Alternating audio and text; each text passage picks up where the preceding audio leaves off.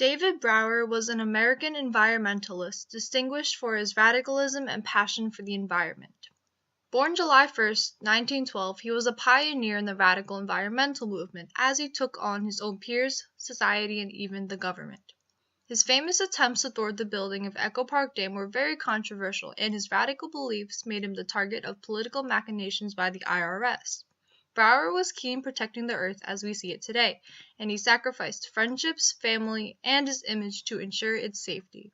Born and raised in Berkeley, California, Brower spent his childhood exploring forests and climbing mountains. Inspired by John Muir, one of the first advocates of the protection of the wilderness, Brower grew up loving nature. At the age of 21, he joined the Sierra Club, which at the time was still a mountaineering club created by John Muir.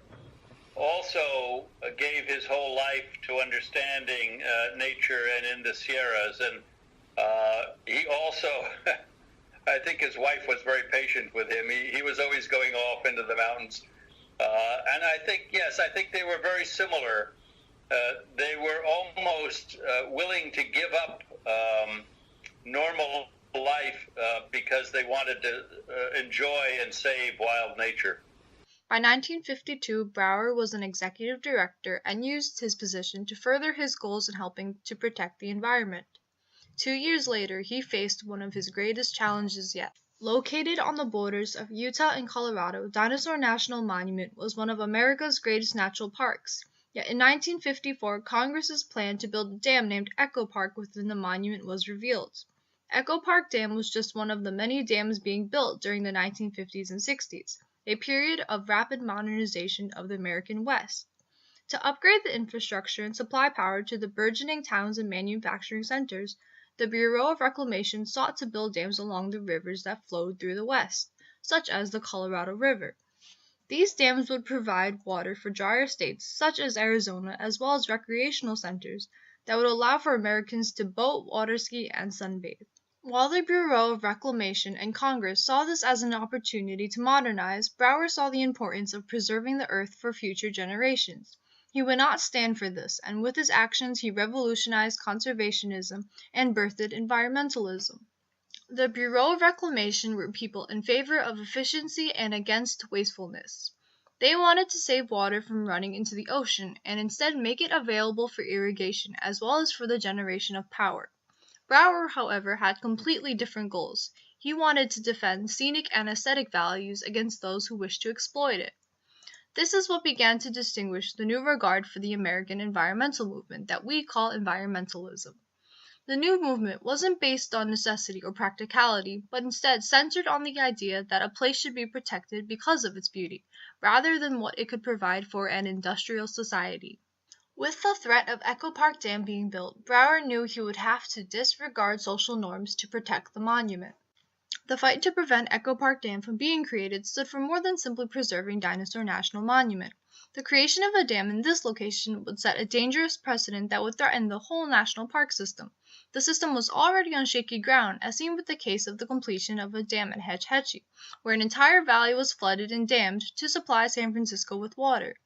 The valley was unable to be saved prior to the proposition for Echo Park Dam, and thus demonstrated that any land under the national park system was vulnerable to be developed and destroyed. David Brower's role in preventing the dams from being built was unique in how he got the public involved. According to historian Roderick Nash, Brower was the foremost force in translating the public interest in parks and wilderness into action. During the campaign to save Dinosaur, Brower produced a film called Two Yosemites, which compared Echo Park Dam to the Hetch Hetchy Valley. Brower then took the film, set up a projector in the Capitol, and played his film for passerbys. Brower also handed out free copies of the newly published book, This is Dinosaur, which informed the public about the beauty of the park they were trying to save, and included many pictures of the spectacular view. One of the things that Brower really realized is the power of images, right? The power of images of nature. He publishes a series of these what he calls battle books, right? He starts using the Sierra Club press as a way to kind of publicize kind of what's being lost. Due to Brower and his self-proclaimed battle books, the previously unknown Dinosaur National Monument became a nationally known symbol of wilderness and beauty that the national park system had provided. In fact, the park had 71,000 visitors in 1954, 3 times as much as the prior year. David Brower was extremely successful in bringing environmental issues to the public. In fact, he is often credited for inventing modern American activism. Brower was one of the first to use the media to promote his campaign to protect nature. One of his most famous uses for the media lies in his fight to protect Grand Canyon. His advertisement titled, "Grand Canyon National Monument is hereby abolished," was key in protecting the canyon, and in addition to making it easily comprehensible by the common citizen, he also made it simple for the reader to take action in preventing the Grand Canyon from being flooded. This action was extremely important, as not only was he making his stance against the government clear, he allowed for the public to easily join his cause. This was one of the first instances in which ordinary citizens were able to express their desires directly to lawmakers. His impact on the public and the club were clearly seen.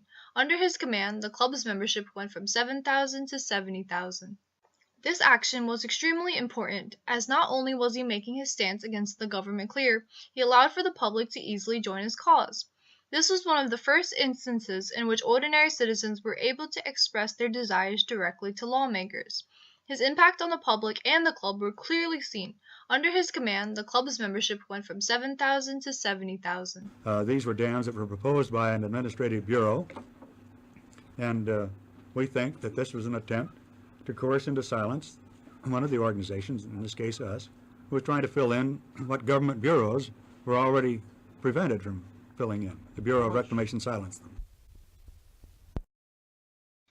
Despite the IRS's attack on the Sierra Club, Brower continued to lobby for the prevention of dams. His strong stance against the government instead had many benefits. Regardless of the club's contributions and endowments dropping, Brower's refusal to back down from his fight inspired membership to increase. In fact, the amount of members more than doubled during the years their nonprofit status was revoked. Bruce Hamilton, a conservation director of the Sierra Club, said, "I think losing the club's tax-exempt status was the greatest gift Brower could give to the club. No longer hampered by concerns about being too political, the club ventured where other charitable environmental groups feared to tread. Though Brower was successful in protecting many landmarks, his relationships with people suffered. David Coyle, a member of the Sierra Club, upon working with him stated, he was wholly hell to work with, but he recognized that the stakes were high. His sense of mission became before allegiances, before friendships and family, before everyday comfort and affection.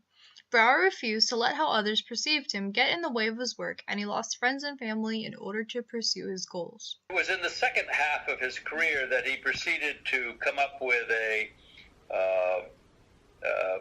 almost a driven commitment to save the earth.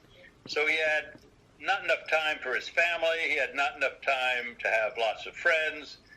He was consumed, I would say, by his campaign. And he would go from one campaign issue to the next, so he was never quiet. I think he was a man who was always on the go, and he gave that impression whenever you saw him. Brower's blatant disregard for others' opinions came to determine his future with the Sierra Club. Despite being told to remain silent about his views on nuclear power, Brower violated this agreement when he exhibited a headstrong attitude against nuclear power, something the Sierra Club had already come to a compromise with the government about. Due to the fact that the Sierra Club could not tolerate such an insubordinate leader, Brower resigned from the position of executive director. However, this is not to say that he left no impact on the Sierra Club.